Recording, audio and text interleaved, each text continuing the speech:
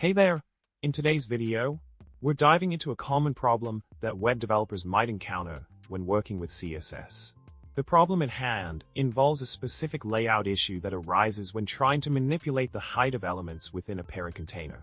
Now, let's talk about the solution that can help address this issue.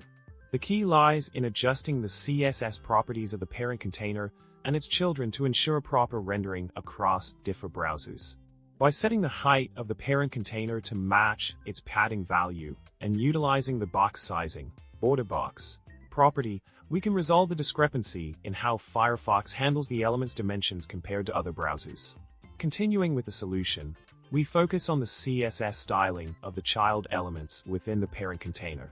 By setting the position property of the image container to absolute and ensuring it occupies the full height of its parent, we create a stable foundation for the image element to be displayed consistently. Additionally, adjusting the opacity of the image can further enhance the visual presentation while maintaining the desired layout structure. To wrap it all up, we've explored a practical solution to a CSS rendering issue that may impact web layouts across different browsers. By implementing specific CSS properties and adjustments, we can achieve a more consistent and reliable display of elements within a container. Remember to like, subscribe, and leave a comment below with your thoughts or any other web development topics you'd like to see covered in future videos. Happy coding!